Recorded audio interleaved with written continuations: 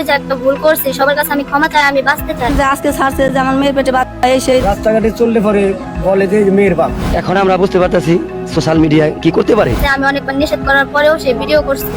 যে এই সমস্ত ভিডিও আমার বাপে দাদাই 14 গোষ্ঠী দেখি নাই। আসসালামু আলাইকুম, আপনাকে স্বাগতম আজকের আরও একটি নতুন ভিডিওতে। গাজীপুরে আলোচিত খালু ও বাগ্নের ঘটনায় এবার বেরিয়ে এলো অবাক করা কিছু তথ্য।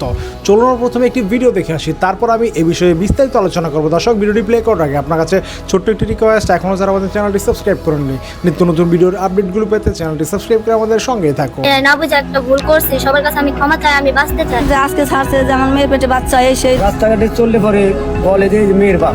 এখন আমরা বুঝতে পারতেছি সোশ্যাল মিডিয়ায় কি করতে পারে। যে আমি অনেকবার নিষেধ করার পরেও সে ভিডিও করছে। অশ্লীল সব ভাষায় যেমন এলো এই ভিডিওটি করছে। খালু সরলতার সুযোগ নিয়ে আমার সাথে খারাপ ব্যবহার করে। গাজীপুরে আপন খালুর সঙ্গে ভাগ্নির কথিত সম্পর্ক, টানা 5 দিন নারায়ণগঞ্জে অবস্থান এবং পরবর্তীতে সেই ঘটনার ভিডিও সামাজিক যোগাযোগ মাধ্যমে ছড়িয়ে পড়ার ঘটনায় নতুন করে চাঞ্চল্যের সৃষ্টি হয়েছে। অনেক মানুষ আছে যারা এই ভিডিওটা ছাড়ছে আর কি, তাদের আমি বিচার চাই আইনতভাবে। দেশবাসীর উদ্দেশ্যে আমি যেহেতু বুঝতে পারি না বুঝে একটা ভুল করছি, সবার কাছে আমি ক্ষমা চাই, আমি বাঁচতে চাই। আমি না বুঝে একটা কাজ করছি, এটা তাদের উচিত ছিল যে পারিবারিক ভাবে এটা সমাধান করে দেয়, কিন্তু তারা তা না করে যারা আমার এই ভিডিওটা ছাড়ছে বা ভিডিওটা করছে আর তাদেরকে যে আনছে তাদের বিচার চাই আমি। কেন আমার এই ভিডিওটা ছাড়া হইলো?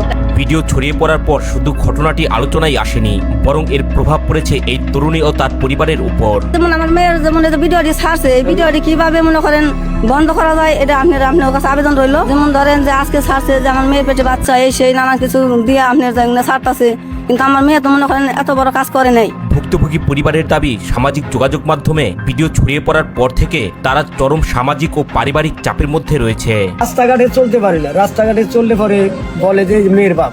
মেয়ের বাপ কারণ হলো বুড়া নাই জোয়ান নাই, তারা ফোন দিতেছে। আমি তো আর বাজারে মনে করেন যে কাঁচা বাজার আর বিক্রি করতে যাই না। এদিকে যে বা যারা এই ভিডিও সামাজিক যোগাযোগ মাধ্যমে ছড়িয়ে দিয়েছে তাদের বিরুদ্ধে ব্যবস্থা নেওয়ার দাবি জানিয়েছেন তরুণীটি। আমার এই ভিডিওতে কোনো পারমিশন দেওয়া হয় না, আমি ভিডিও করতেও রাজি ছিলাম না। আমার মেয়ে পা ধরছে, আমি অনেকবার নিষেধ করার পরেও সে ভিডিও করছে।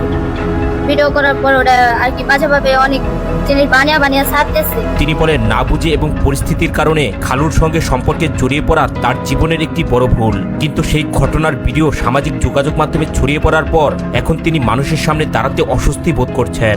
বাসায় আব্বু আম্মুর সাথে রাগারাগি হওয়ার পর আমি নানু বাসায়, খালুর কাছে, মামার কাছে, সবার কাছে ফোন দেই।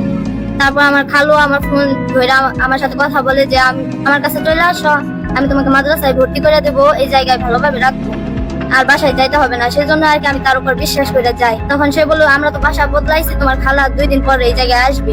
তারপর আমি ওই জায়গায় থাকতে থাকি, আমি তখন কিছু এত মাইন্ডে নেই নাই।